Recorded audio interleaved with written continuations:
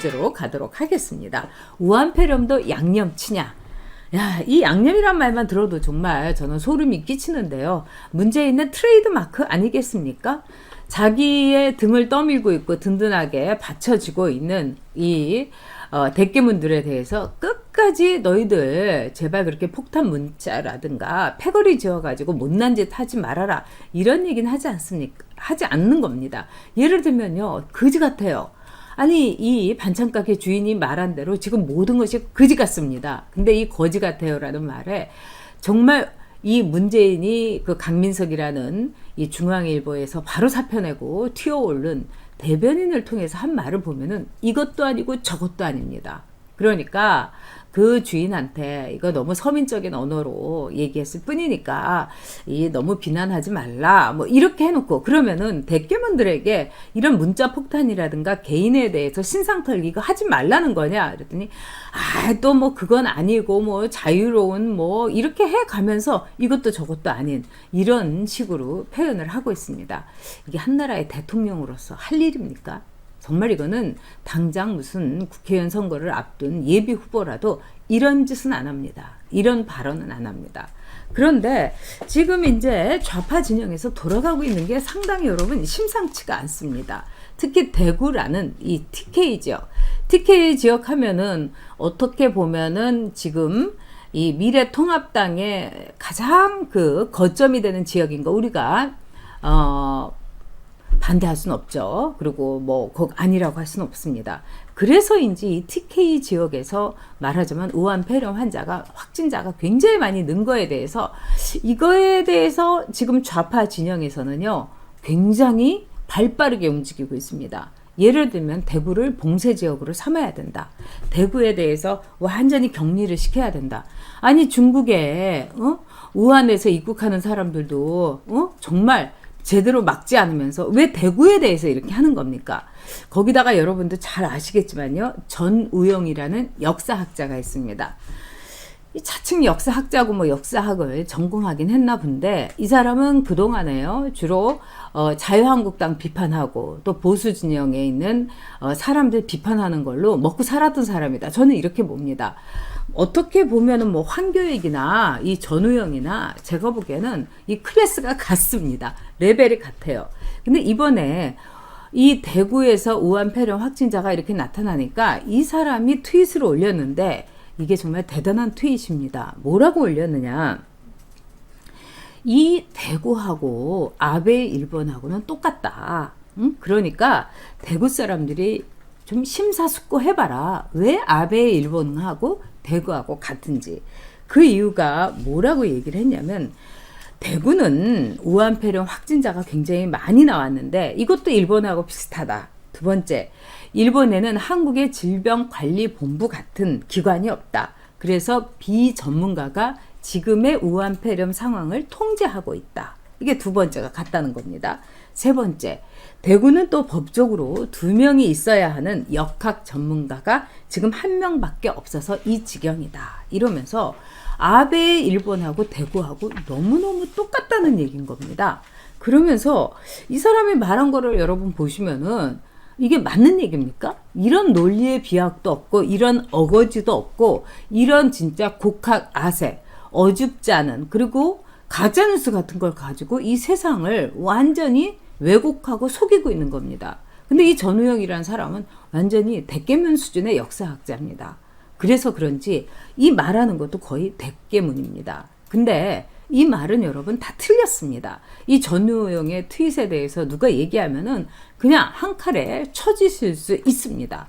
일단은요, 이 대구뿐만 아니라 인천 같은 데도요, 지금 어떻게 보면요, 질병 이 관리하는 전문가가 인천도 없습니다. 그러면 인천시장은 뭐 했냐 이거예요. 대구만 이렇게 깨는 겁니다. 게다가 일본의 경우도 가토 말하자면 후생상이 이걸 다 컨트롤하고 있습니다.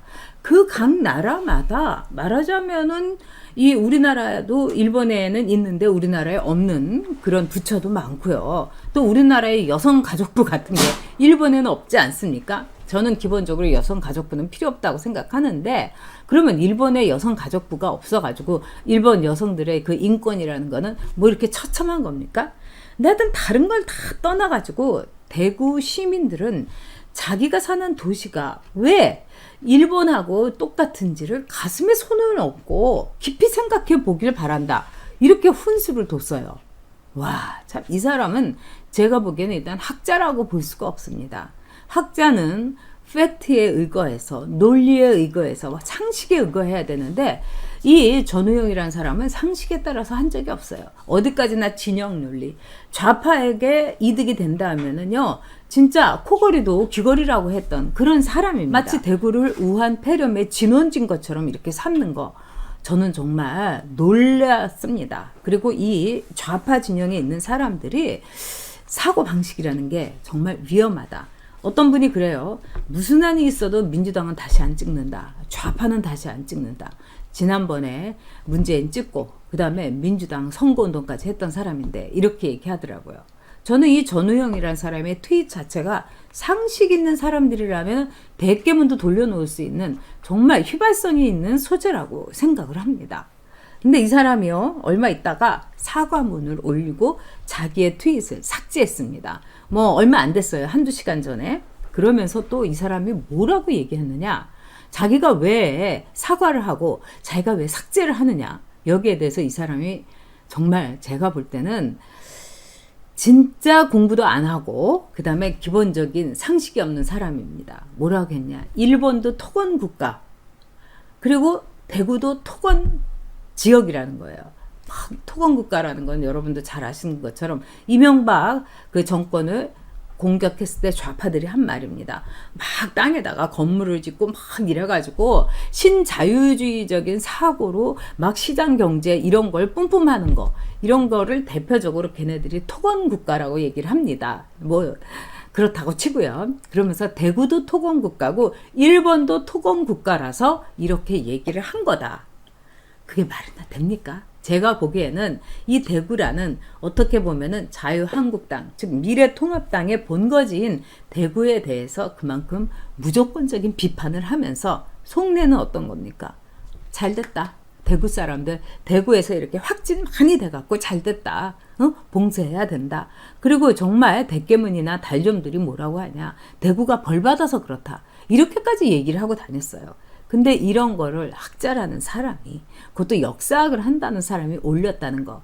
저는 이게 바로 한국 좌파들의 수준이라고 봅니다. 레벨이라고 봅니다. 아, 정말 여러분들께서도 너무너무 기가 막히실 것 같은데, 네, 대한민국 정의로운님 안녕하세요. 네, 많은 분들이 진짜 오늘 들어와 주셨는데요. 페이코돌님, 모두 건강 조심하세요. 안영환 의원님 꼭 공천 받으시길 바랍니다. 네, 슈퍼챗으로 페이코돌님께서 말씀해 주셨습니다. 정말 감사드리고요. 방송을 위해서 잘 쓰겠습니다. 자, 뭐 코로나19 대신에 코로나18이라고 부르고 싶다. 김정명님께서 말씀하셨고, 미래님, 이정명님, 좌파 운동권들은 가장 신중해야 될 국가 지도자가 왜 저렇게 깃털처럼 가벼운지 모르겠다. 그리고 박원순이랑 뭐 메르스보다 낫다니, 그런 게 며칠 전입니다. 이건 뭐 메르스에 비하면 아무것도 아니고, 메르스 우리가 박근혜 때는 뭐 그렇게 못했는데, 그때는 뭐 자기가 그때도 서울시장 아니었습니까? 서울시는 일단은 행정적인 그 1차 책임이 시장한테 있는데, 진짜 박원순이 말도 소름 끼치는 말입니다. 뭐든지 진영의 논리, 좌파의 논리에 들어있는 거죠. 어차피 대구편은 민주당에 가지 않으니까, 사표니까, 네, 셀레비님 말씀도 맞는 것 같습니다. 네, 페코돌님께서 대구분들 힘내라고 하셨습니다. 자, 프리지아님께서 지령이 떨어진 것 같다. 저도 그렇게 생각합니다. 지령이 떨어져가지고 이 전우영의 그 트윗이 이 SNS가 그냥 쫙 돌더라고요. 저는 정말 무섭습니다. 우한폐렴만큼 무섭고, 우한폐렴만큼 이제 빨리 감염되는 것이 이른바 대깨문과 달좀들의, 저 좌파들의 지역 감정을 이렇게 발휘하는 겁니다. 정말 지역 감정을 이렇게 부추겨가지고 뭐가 이득입니까? 그러면서 중국에 대해서는 중국의 어려움은 우리의 어려움이라고 하고, 정말 기가 막힙니다. 네, 순데렐라님 대구가 보수의 성지인데 정말 저도 그렇게 생각합니다. 그리고 대구 분들이 지금 이렇게 어려움을 겪고 있는데 저렇게 말을 해야 되겠습니까? 네, 리웨이님 별인간이 다 있네. 그렇습니다. 그리고 이유주님 와 좌파 수준이 너무 낮은 나머지 무서운 거죠. 우리 유주님이 그 이유주님이신가? 제가 아는 분 중에 이 유주님 지금 근데 외국에서 여행하고 있습니다. 자, 김윤기님 민주당은 문해층이다. 맞습니다. 자, 공천 면접이 안 끝났나 봐요. 꼴통년 문재인님께서 그러시는데 유주님이 그 유주씨구나. 우리 이 유주 양은요, 여러분들 이제 우리 안방 정모했을 때 보셨을 거예요. 맨 앞에 앉았던 얼굴이 이렇게 사과처럼 탱탱하고 아주 영근, 그러면서 아주 똘똘한 그 기운이 보여주는 이 젊은 친구입니다. 지금 학교를 졸업하고 여행을 하고 있습니다. 그래서 제가 걱정했는데 그렇게 유럽에서 인종차별하고 뭐 그런 거 없었다고 해서 제가 안심했습니다. 자, 네, 유진님, 냉저예요. 네, 유진님 건강하세요. 자, 그런데 지금 이제 안영환 선수 얘기를 조금 해야 될 것 같아요, 여러분. 아까 이제 물어봤어요. 제가 지금 공천 이거 잘 돼야 되는데 어떻게 될 것 같냐 했더니 그게 참 골치가 아프다 이러면서 한숨을 푹푹 쉬는 거예요. 일단 이제 제가 이렇게 볼 때는 송파 갑은 힘들 것 같습니다. 송파 갑은 이 새로운 보수당에서 영입 1호를 했던 이 김웅 전 검사가 내정되는 것 같아요. 일종의 지금 김용호 이 공관위 위원장도 새로운 보수당에 대해서 눈치를 볼 수밖에 없는 거죠.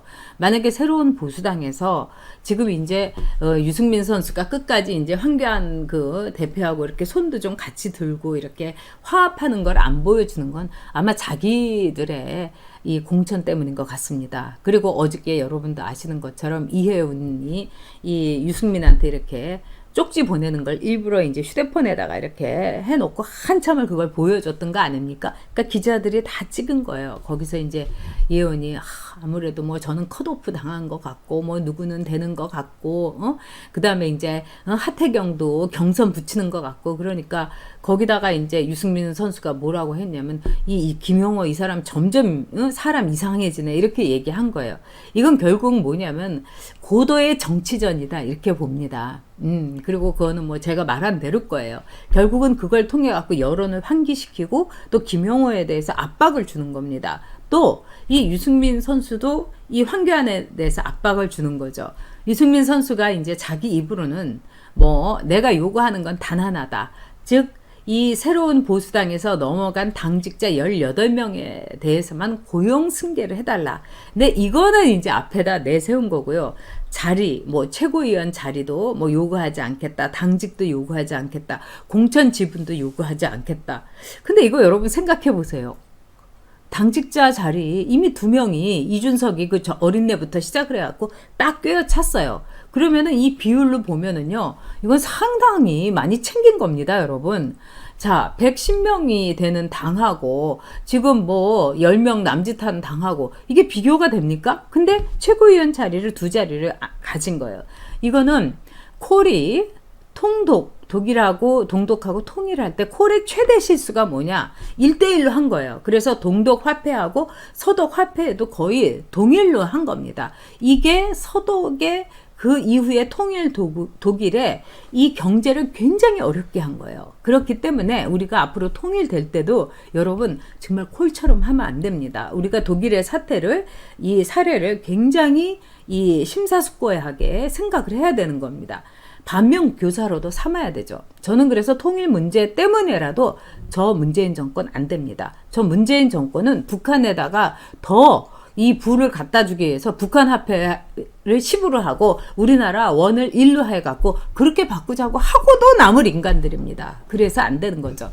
그래서 기본적으로 제가 이렇게 돌아가는 걸 보니까 유승민 선수가 입으로는 3가지 당직이고 지분이고 뭐 공천 안 따진다 하면서 따지고 있는 거예요.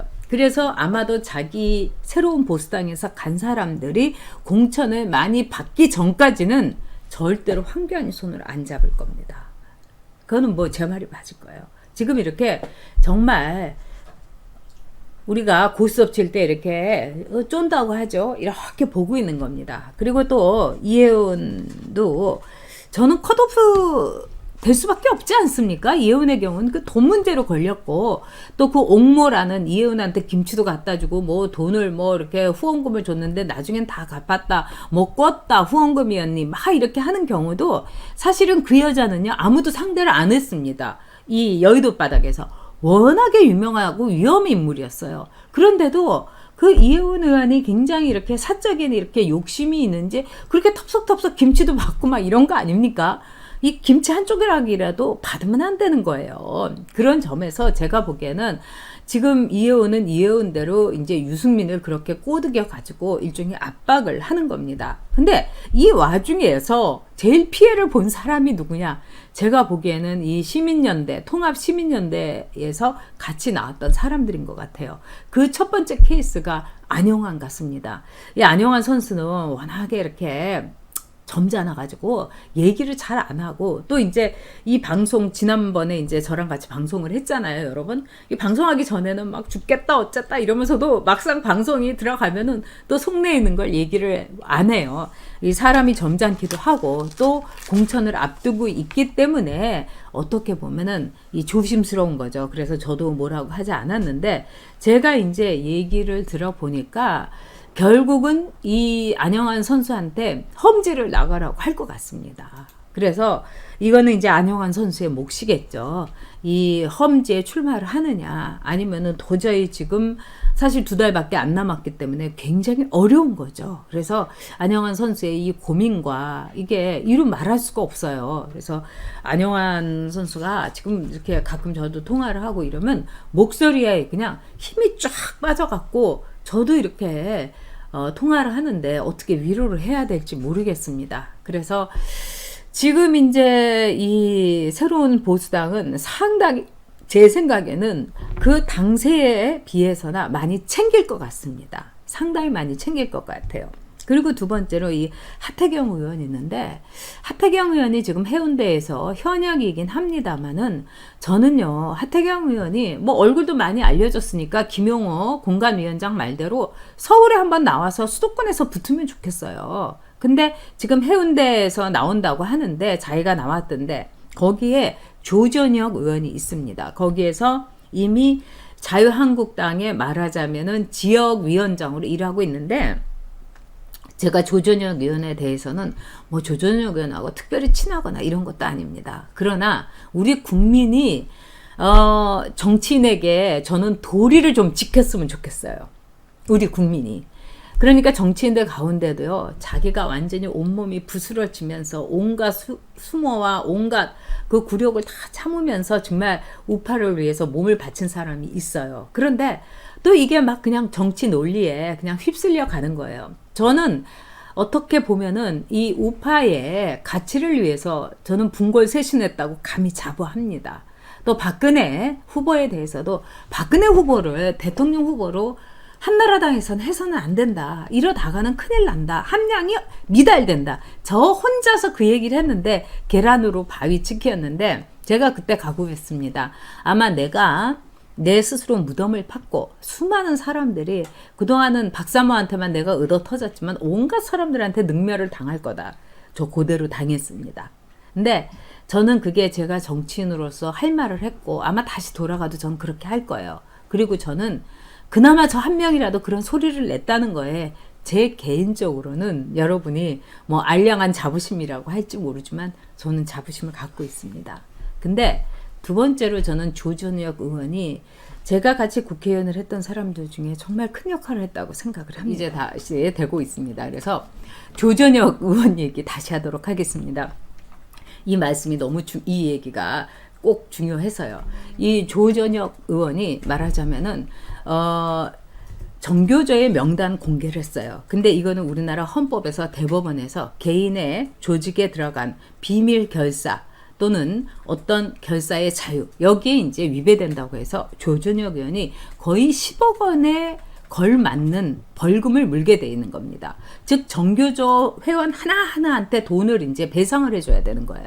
이게 얼마나 기가 막힙니까? 그래서 이 조전혁 의원의 말하자면은 집이 제가 알기로는 8억인가 뭐 이렇게 됐는데 집을 다 팔았어요. 그래서 길바닥에 나 앉았습니다. 조전혁 의원이. 근데 정교조에 대해서 우리가 여러분들이 싸워라 막 이렇게 말씀해 주시지 않습니까? 그렇지만 정교조를 위해서 정작 이렇게 싸웠는데 조전혁 의원은 길바닥에 나 앉은 거예요. 그래서 조전혁 의원이 지금 어떻게 살고 있느냐? 이 처갓집에 있는 이 말하자면은 이 처형들이 이 푼돈을 모아가지고 이 전세금을 마련해줘서 그 전세돈으로 조전혁 의원이 살고 있습니다. 그만큼 여러분 조전혁 의원이 갖고 있던 의지, 가치 이걸 위해서 모든 걸 걸어가지고 조전혁 의원은 지금도 이제 전세살이 있는데 그래도 조전혁 의원과 조전혁 의원 부인이 굉장히 뭐라고 할까요? 낙천적이에요. 그래서 그 부인이 우리 남편 옳은 일 하다가 그렇게 됐기 때문에 잘했다고 장하다고 얘기했다고 그렇게 말씀을 하시더라고요. 그래서 또 조전혁 의원하고 조전혁 의원 부인하고는요 초등학교 때부터 연애해가지고 결혼한 케이스입니다. 그래서 의지를 갖고 살고 있습니다. 네, 무소니 TV님께서 슈퍼챗으로 후원해 주셨습니다. 정말 감사드립니다. 또 우리 봉봉님께서도 후원해 주셨습니다. 아유 감사드립니다. 정하늘님 빅토리. 네, 우리 이번 총선에서 반드시 싸워서 이겨야 됩니다. 그래서 이제 지금 저는 조전혁 의원의 지역구를 그럼 하태경 의원한테 넘겨줘야 되냐. 물론 현역은 하태경 의원이지만은 제가 보기에는 진짜 조전혁 의원은 국회의원 배지를 꼭 달아야 될 사람이고 우리 국민들이 조전혁 의원에 대해서 저는 국민들이 한 표로서 보상을 해주셔야 된다. 이렇게 생각을 합니다. 그런 점에서 여러분들이 조전혁 의원 응원해 주시고요. 또 안영환 선수도 그동안 얼마나 고생하고 또 열심히 했는데 진짜 이번에 안영환 선수가 배지를 달아서 국회에 입성하면은 우리의 목소리도 전달이 될 것 같고 또 안영환 선수도 얼마나 열심히 일을 할까 이런 생각이 듭니다.